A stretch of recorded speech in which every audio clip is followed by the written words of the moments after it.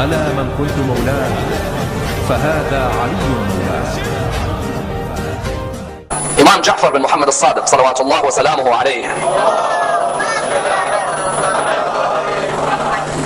was born on the 17th of Rabi' al-Awwal in the 80th year after Hijrah and died on the 25th of Shawwal in the 148th year after Hijrah, regarded by many as the master of all jurisprudence and as the colossus in the world of Islamic law, and revered for his knowledge and his wisdom, his piety as well as his humility. He is seen as the master of all the teachers of Islamic knowledge. For when you look at many of the great scholars of Islamic history, many of them were students of Imam Sadiq. And you find therefore that his life requires a thorough examination. For not only does his life affect each and every one of our lives, but affects the lives of virtually every Muslim in the world today. And the idea from the one hand for the Imamis today call their madhab or their school the Ja'fari school. And therefore the Ja'fari school is named after him. Does this mean that he is greater than the other Imams? No, it doesn't. Rather it means that the flourishing of Islamic knowledge occurred and the crystallization was cemented in his time. Imam al-Sadiq is like Imam al-Askari. Imam al-Sadiq is like Imam al-Jawad. Imam al-Sadiq is like Imam al-Hussein. Yet the difference in terms of their abilities with knowledge was that he had more freedom than anybody else to disseminate the knowledge. And that's why the school today is known as the Ja'fari school. Even further than this, other Muslims should also study Imam al-Sadiq as well. Remember that Imam al-Sadiq's mother, Farwa, is the daughter of Qasim, the son of Muhammad, the son of Abu Bakr. Therefore, even other schools in Islam should have a reverence for this personality in studying his life. Unfortunately, however, Imam al-Sadiq has not been given the credit that he deserves. In many cases, from after the time he passed away until today, when people name this great jurisprudence in Islamic history, they end up naming the students of Imam al-Sadiq and not the teacher himself.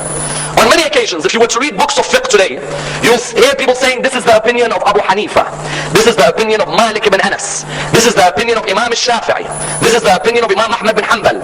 And unfortunately, you hardly ever hear this is the opinion of Ja'far al-Sadiq. From the time he passed away until today, a disservice has been done to Imam al-Sadiq to the extent that the greatest of works on Imam al-Sadiq's knowledge have been written by non-Muslims and not by Muslims. If you were to look at Islamic texts, for example, Imam al-Bukhari in his famous Sahih al-Bukhari does not narrate a single tradition from Ja'far al-Sadiq. In over thousands of narrations within Sahih al-Bukhari, there is not a single narration from Ja'far al-Sadiq. You have narrations from Imran ibn Hussein, Imran ibn Hattan, Samara ibn Jundub, Marwan ibn al-Hakam, not one narration from Ja'far al-Sadiq.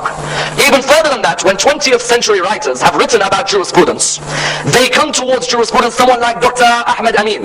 In his book, al-Islam, he writes about Abu Hanifa, he writes about Malik, he writes about Imam al-Shafi'i, he writes about Ahmad bin Hanbal. Then he says, and I hear that Ja'far al-Sadiq also had some legal opinions, but I've never seen any of them. Or even Ahmed Atiyah has a book called, the book which looks at the whole encyclopedia and dictionary of the religion of Islam, Al-Qamus al-Islami, and within that 420 pages on Imam al-Shafi'i, and only 7 lines on Imam al-Sadiq. And at the end of those 7 lines he's written, and there was a person called Ja'far al-Sadiq, I think they call him Sadiq because he didn't lie. That's it, nothing else. So therefore you find in Islamic history, there was a disservice to Imam al-Sadiq where they tried to cover up his knowledge. Why? Because they knew if people found out he was the teacher, they jumped to the teacher instead of the students. But what happened was there was more fame given to the students than the teacher. Someone says, what do you mean in Western books? Are there great works on Imam al-Sadiq? Eaton Kohlberg has a fantastic work on Imam al-Sadiq, which looks at the 400 disciples of Imam al-Sadiq and the works they had produced. You have a PhD at the University of Strasbourg in France, which has now been made a book called Imam al-Sadiq, the great Muslim scientist and philosopher. A PhD at Strasbourg University, Imam al-Sadiq, the great Muslim scientist and philosopher. And you find that Tabligh is selling it right now. I advise all of you to get hold of that book. Therefore, what you find when we dissect Imam al-Sadiq's biography, our aim is to be able to bring Imam al-Sadiq to the lofty position that he deserves more than any one of his students. Well, as I said, Imam al-Sadiq was born in the 80th year after Hijrah, on the 17th of Rabi' al-Awwal. Therefore, he shares his birth with the Prophet Muhammad sallallahu alayhi wa sallam. You find, unfortunately, when we come for the wilada, the birth of Rasulullah, normally the lecture is only on the Prophet. I say unfortunately not because there is a problem with that. On the contrary, it's our honor to learn about Rasulullah, to remember Rasulullah, to honor Rasulullah. But at the same time, there should be a mention on that day for Imam al-Sadiq. I remember asking a group of students one day, did you celebrate the birth of the Prophet this year? All of them put their hands up and said yes. I said, did you celebrate the birth of Imam al-Sadiq? They said, no, unfortunately we weren't there at the event. It was on the same night. The problem is, many people know that night Rasulullah's birth, but they forget Imam al-Sadiq.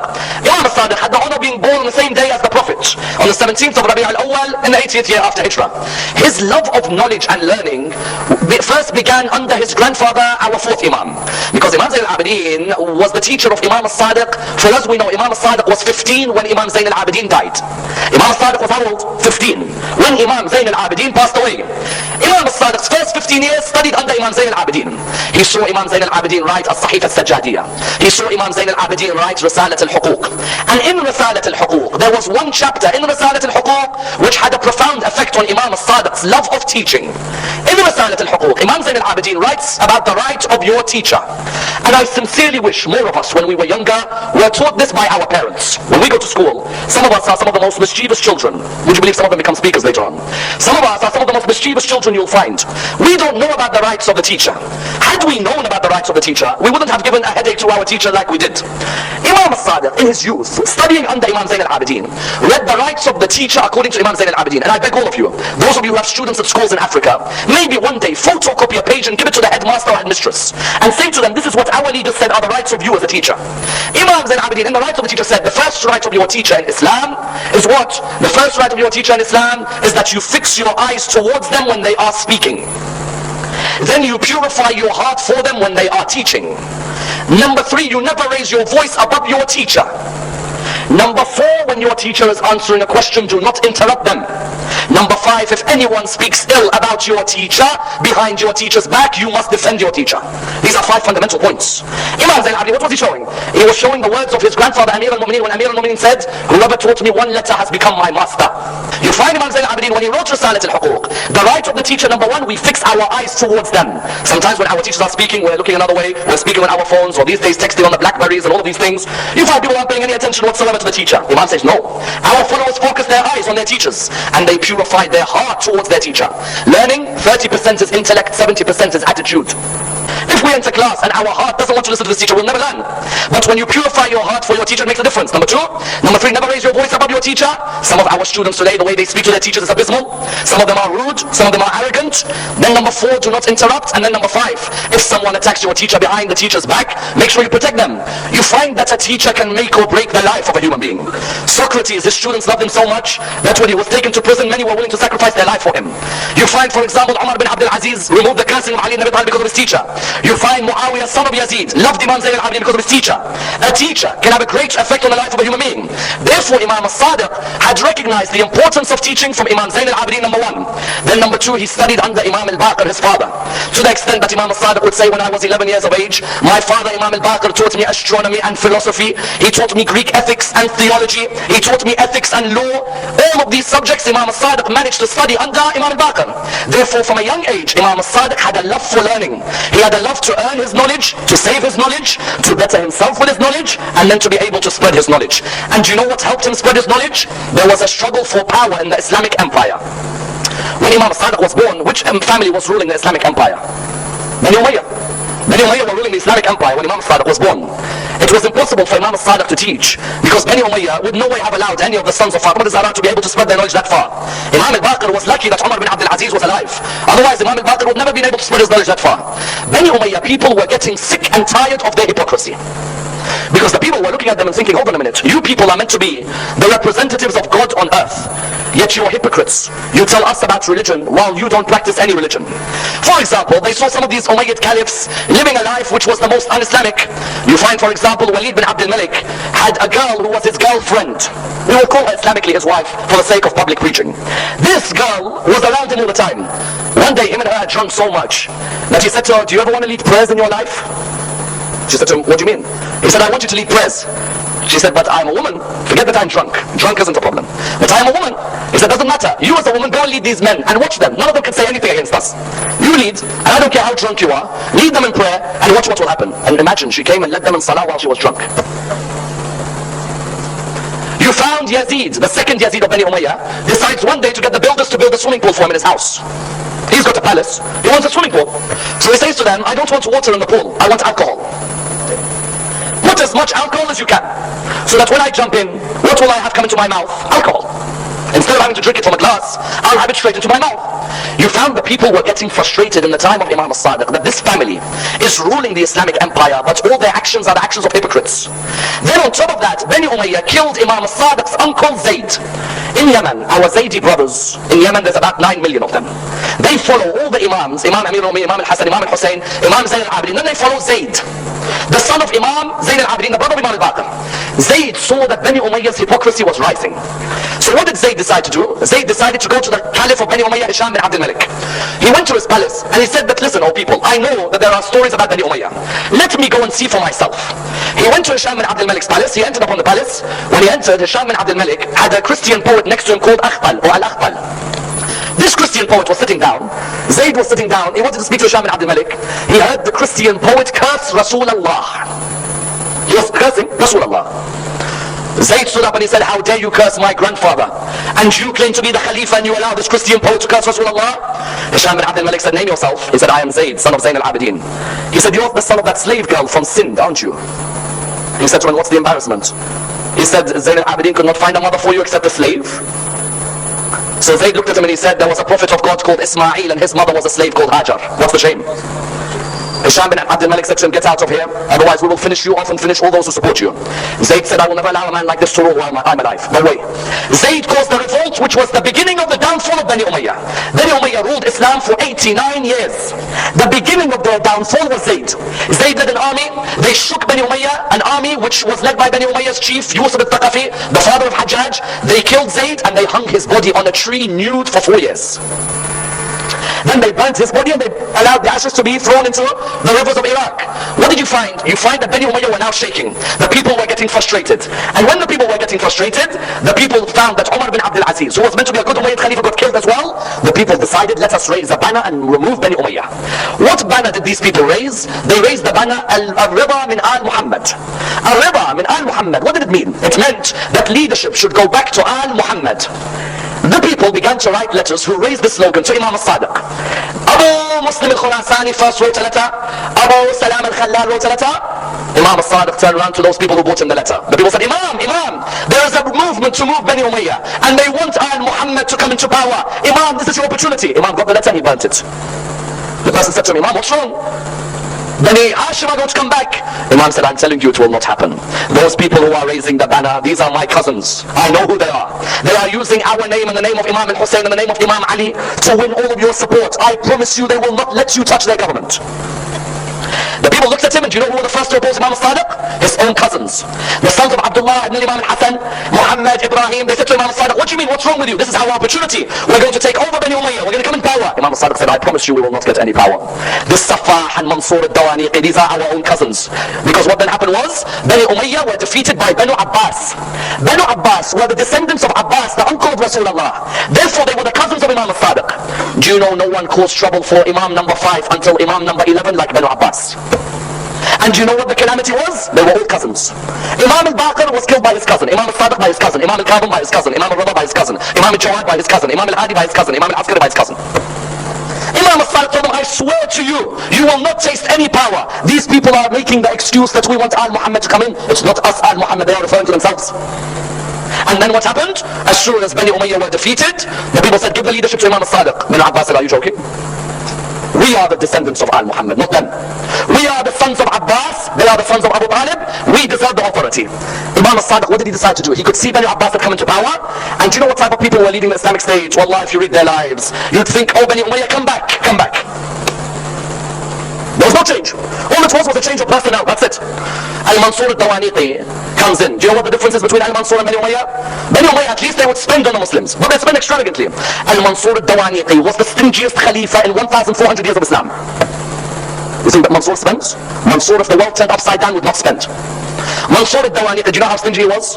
The only time he'd give money to the poor is if you recited a piece of poetry which no one has ever heard.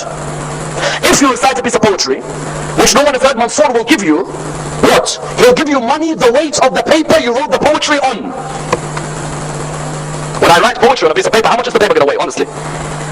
Mansur, what will he do? He'd say to the people, oh people, I am your Khalifa, you're Ja'far al-Sadiq. Leave Ja'far al-Sadiq, come to me. And I will give you money. The people would come to his courtroom. He'd say, I only give you money if you recite poetry for me. But if that poetry has never been heard before, I will give you money. If it has been heard before, you will not get anything. And if it's never been heard before, I will give you the weight of the paper you wrote it on. Do you know how stingy he was? Forget that. He hid two people behind the curtain. These two were hiding behind the curtain. They were specialists in Arabic grammar. They could memorize poetry straight away.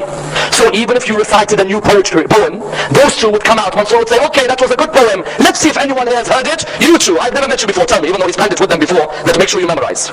One day, Al-Asma'i came to Al-Mansur. And Asma'i came and said, I've come, oh Khalifa, because I want some donation. And Mansur said, very good, recite poetry, and if we've never heard it, we'll give you the weight of the paper that the poem was written on. And Asma'i said, are you ready? Mansur said, yes. He looked at the two of them and said, are you two ready? Yes? Okay, go ahead. And Asma'i began to recite words where he used the most difficult words in the Arabic language and he twisted them. You know, words like this. Mansur's looking at him thinking, I've never ever heard a human being say words like this. What's going on? So he looked at the two of them and the two of them were like,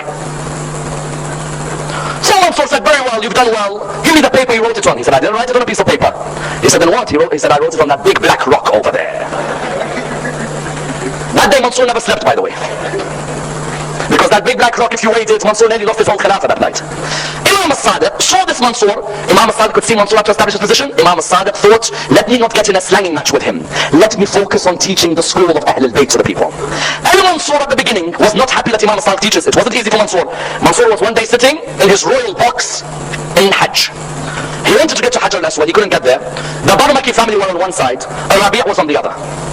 And Mansur wanted to get to Hajj al-Aswad. He didn't get there. He saw someone walk towards Hajj al-Aswad. Subhanallah, subhanallah. Hajj al-Aswad has a love for Ahl al-Bayt. Honestly. That when they walk towards Hajj al-Aswad, it opens for them. You find, and Mansur turned around to the person next to him. He said, who's that who's walking there? The person next to him said, he is the God of the people of Iraq. Mansur said to him, what do you mean? He said, they call him Ja'far ibn Muhammad. They say he is a Sadiq. And they say that he is a man of piety. Mansur said, that's interesting. I've never met this man before. What the narrations say to us is, all of a sudden a person came to Mansur and said to him, we have a case of law we don't know how to answer. And Mansur said, what is it? They said, we found a body which is dead. We want to know what the blood money is for this body and how much is to be paid to the inheritors because we don't know who the inheritors are. And Mansur said, I don't know how to answer this question. You guys are the people of knowledge. Tell me. So they looked at each other and said, we don't know. He said, who would know? They said, Ja'far bin Muhammad would know. So he said, call him. So Imam al-Sadiq came. Mansur looked at him. He said, I hear that you're a man of knowledge. Imam al-Sadiq said, I'm not of the ignorant. Tell me. He said, we found a dead body and the head has been severed. What's the blood money? Imam al-Sadiq said, 100 dinar.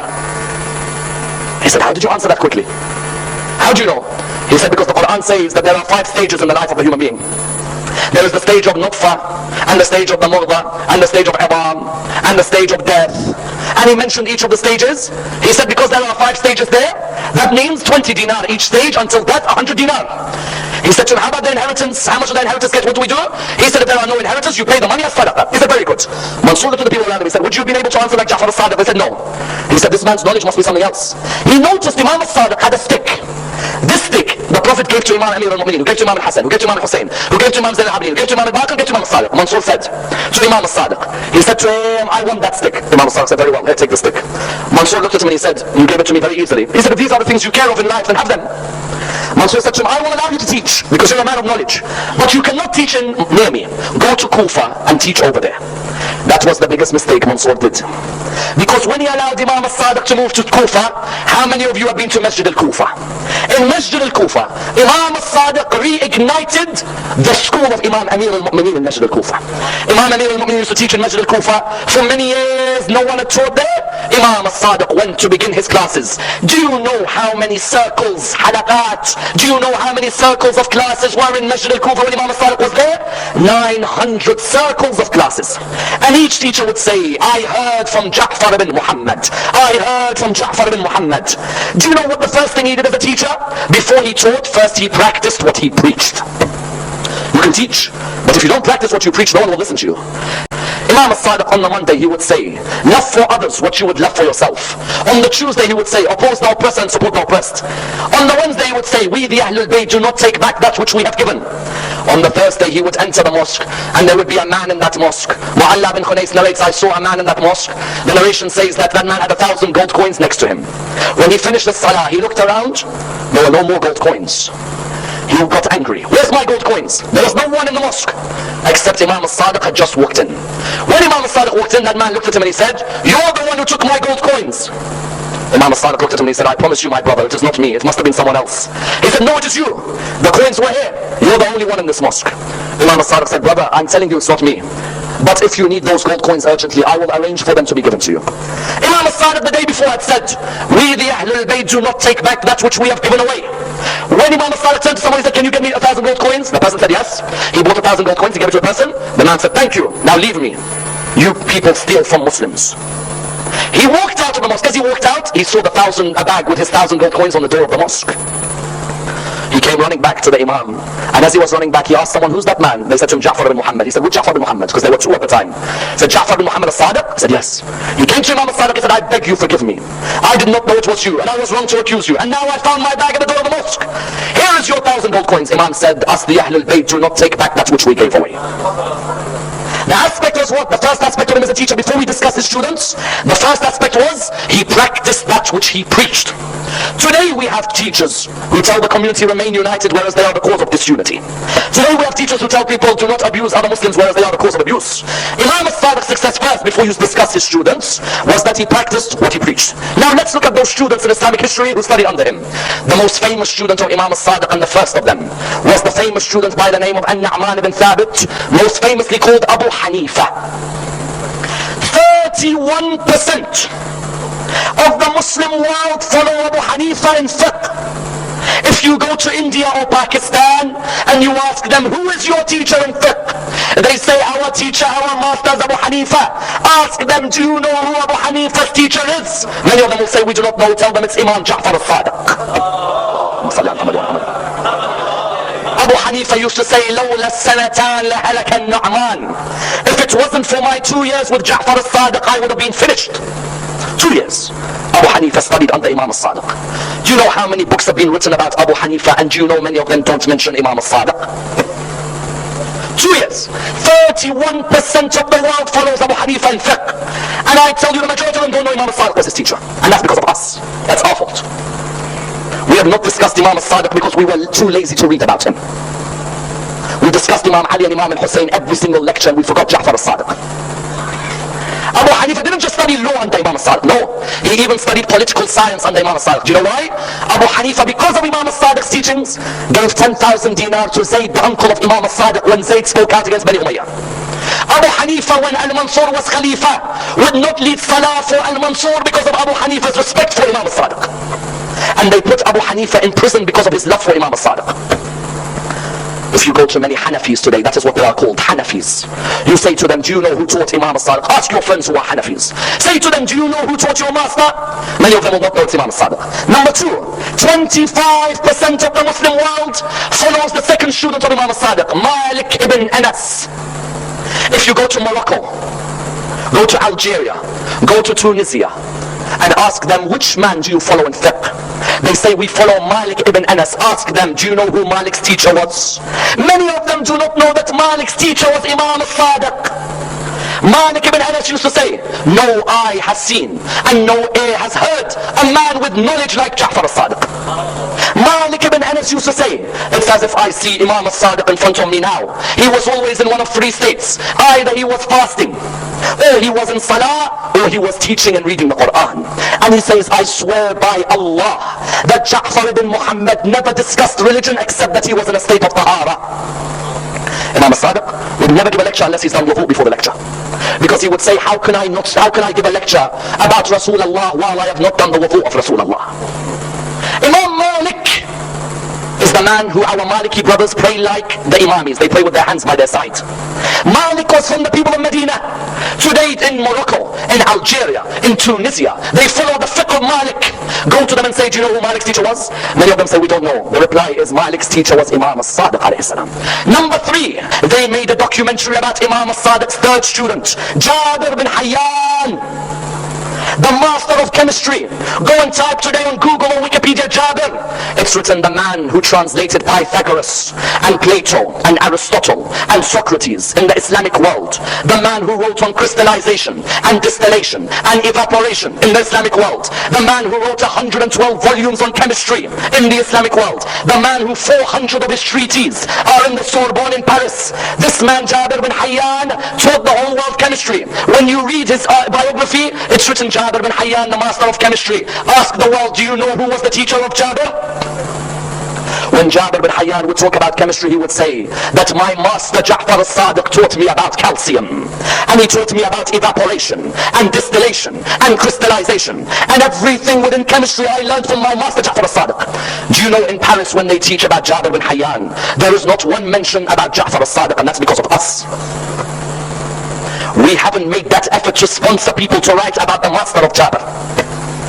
Jabir bin Hayyan, when the Barmaki family, Ja'far al-Barmaki's daughter Hassana became ill. When she became ill, Ja'far al-Barmaki was one of the biggest men in the Islamic Empire. When his daughter Hassana became ill, they asked who's the best person to see why she's become ill. They said to him, Ja'far al-Sadiq has a great student called Jabir bin Hayyan al-Tartusi al-Sufi, Abu Musa. They brought Jabir to the Barmaki family's house.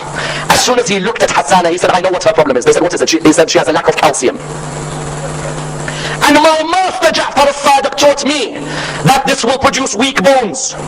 So there needs to be an increase in the calcium so that she is stronger.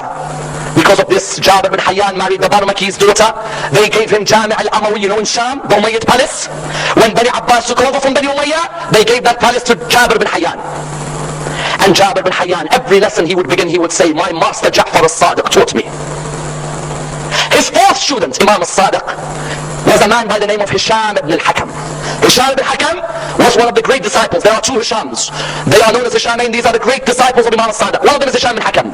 This Hisham ibn al-Hakam learned how to debate atheists, people who didn't believe in God, through Imam al-Sadiq. Do you know what Hisham ibn al-Hakam would say?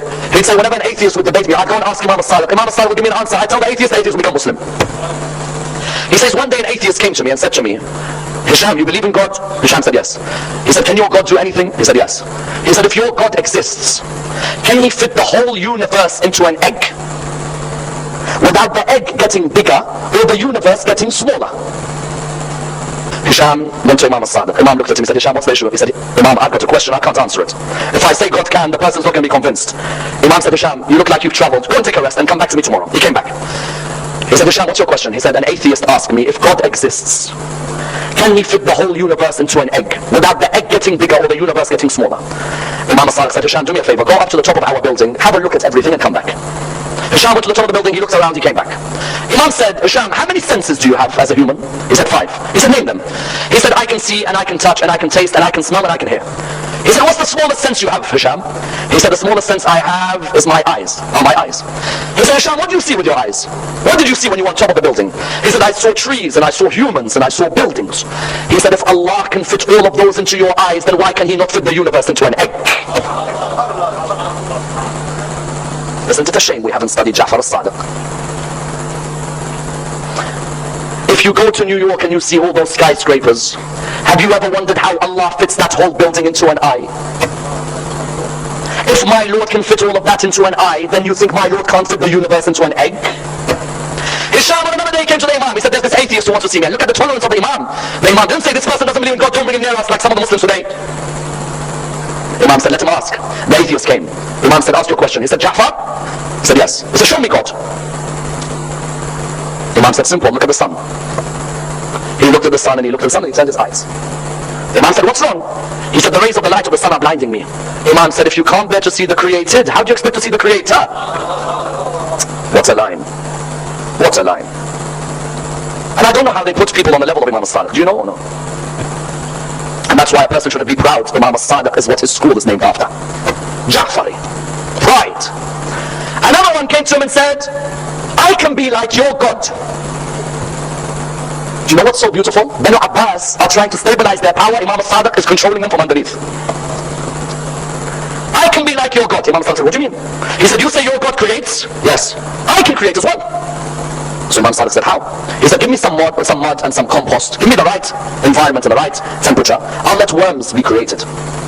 Imam al-Sadiq said, go ahead, do it. So the person went and got the mud, and got the compost, and the worms were moving.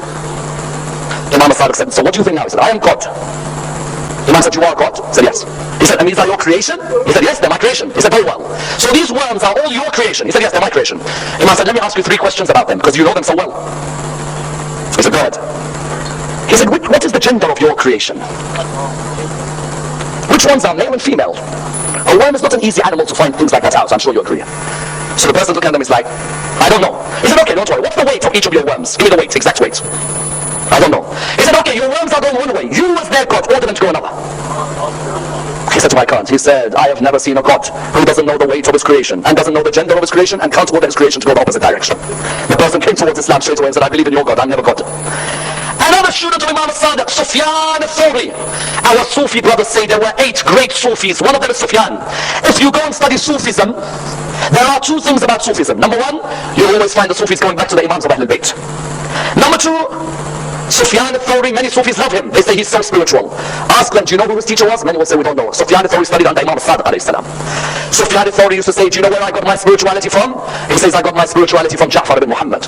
He said, Wallah, I remember one day I was in his house and he came and sat near me and he began to cry. I said to him, Imam, why are you crying? He said, something happened to me yesterday I have not recovered from. He said, what is it? He said, I had guests in my house and I asked one of the maids to bring the food. She, in bringing the food, she brought it with her baby and the hot soup dropped on the baby and the baby passed away. He said, Imam, why are you crying? He said, I cannot believe that I, as a master in my house, brought fear into one of my workers. That my worker had to rush because of me. What type of master am I that I made my workers fear me? I am saddened on the fact that I made my worker rush and because of that her child passed away. He said, Wallah, I couldn't believe the humility of this man. This man with all this knowledge, yet he couldn't sleep because of how much he was crying because of this incident. Therefore you found all of these students from the famous schools of Islam, all of them had studied under Imam Sadiq. Yet, was Imam Sadiq just a teacher in the classroom? No, he wasn't. Even in his manners and his discipline, you would find he would be a teacher to Islam outside of the classroom as well. You think Imam Sadiq stayed quiet when he saw what Al-Mansur was doing in the Islamic State? Imam Sadiq would speak out against Mansur. One day Imam Sadiq is next to Mansur, and Imam Sadiq, Mansur asks him because there was a fly, and Imam Sadiq saw the fly irritating Mansur. Mansur tried to move it, and tried to move it, and he tried to move it, and then he asked Imam Sadiq. He said, Ja'far ibn Muhammad, why did God create flies? He said, Allah created flies so they can humiliate the oppressors. Imam could have stayed quiet, but no, this man is an oppressor, and when there is oppression, there is a need to stand up against oppression. Imam spoke out against him. You found further than this, Imam Sadiq, some of his own cousins were giving him trouble at the end of his life. He was spreading knowledge, his cousins would come up to him, they'd cause trouble for him, and you found that even some of his own Shia would come up to him, and they'd say to him, oh Ja'far ibn Muhammad, you can see these Abbasids are oppressing the people, why don't you speak out? We are with you, we'll fight them. He said, you really expect me to fight them? He said to the person, I don't have enough loyal Shia to fight these people. The person said, Imam, I am here for you and there are the Shia. Imam said, are you willing to do anything for me? Are you willing or no? The person said, yes, Imam, I'm ready to do anything for you. He said, you see that oven? The oven where they make the bread? Open it and go and sit inside it. You claim to be a Shia oven, Imam. That means you will submit unconditionally. Open the oven and go and sit inside it. The person looked at him and said, Imam, come on. Harun Makki was walking past. Imam looked at Harun and said, Harun? Harun said, yes, my master. He said, do you see the clay oven? He said, yes. He said, go and sit inside it. Harun Makki said, I will. He went, opened the oven, sat inside. Imam looked at this person was stunned. He didn't know what was happening. He's thinking, Harun's getting burnt in there. Imam said, Harun, come out of the oven. Harun came out and walked away. Imam said to the person, did you see what happened? He said, tell me. He said, Harun Makki did not know that there was no fire in that oven. He went and opened it and he went inside because Ja'far ibn Muhammad asked from him, you come and tell me let's fight in Mansur al-Dawaniqi. I've asked one thing from you and you ran away. If I had more people like Harun and Makki, I'd fight, but I don't have people like him. In other words, Imam Sadiq could have fought, but Imam Sadiq decided the best option for Ahlul Bayt was to spread knowledge in that period. Fighting would not have brought results. Spreading knowledge was what would have brought results, and that's why in the last moments of the life of Imam Sadiq, you find some interesting things occur which are lessons for all of us. The first of them was Imam Sadiq tells his wife, he says to her, I want you to give 70 dinar to my cousin Hassan. She says to him, Imam, your cousin who tried to stab you because you didn't fight Bani Abbas? That cousin wanted to stab Imam Sadiq because he didn't fight Bani Abbas. Imam said, yes, that cousin, give him 70 dinar, I owe him. She said, how could you give money to someone who tried to stab you? He said to her, oh my wife, do you want me to be of those who Allah on the day of judgment looks down upon because I never observe Salat al-Rahim? That's my cousin. Allah has ordered us to observe Salat al-Rahim with our cousins. Do you know that paradise can be smelt from 2,000 years away, but a person who has been disobedient to his parents and has broken relations with his family will never come within a smell of paradise? That's number one. Number two, then just before he died, his last words before he died, a message for all of us. His last words as he was dying, he looked at his family and he said, tell my Shia that those who neglect their prayers will not be receiving our shafa'ah on the day of judgment. Neglect, not those who don't pray, no. Those who neglect their prayer. Their dhuhr is at 1, they pray it at 6. Their maghrib is at 8, they pray it at 11. Imam Sadiq's last words before he died, tell our followers our intercession will not go to those of them who neglect their salah. Our intercession is not there for them. And that's why just before he passes away, he says, I promise those of my followers that if they perform my ziyarah in Medina, I will ask Allah to forgive their sins on the day of judgment, and I will make sure that they never die in a state of poverty. Notice each one of these is a lesson for us. The lesson about salah especially, that the true Ja'fari follower of Imam as-Sadiq is one who never neglects his salah, but rather ensures that his salah is disciplined and well looked after. And that's why the Imam would say, please, O my followers, be truthful and trustworthy, and do not go against your promises, because when you do that, people will say that is a true Ja'fari follower of Ja'far as-Sadiq. But if you do things which embarrass us, then people will say, look at Ja'far as-Sadiq, he did not know how to bring up his followers. It is vital for us when we call ourselves Ja'fari that we honor the true message of Imam as-Sadiq alayhi salam. We pray to Allah subhanahu wa ta'ala to raise us with Imam as-Sadiq and to allow us to be amongst those who receive his intercession in this world and the hereafter. Allow his legacy to be spread far and wide. And pray to Allah subhanahu wa ta'ala with the Surah al-Fatiha, but before it the loudest of your salawat.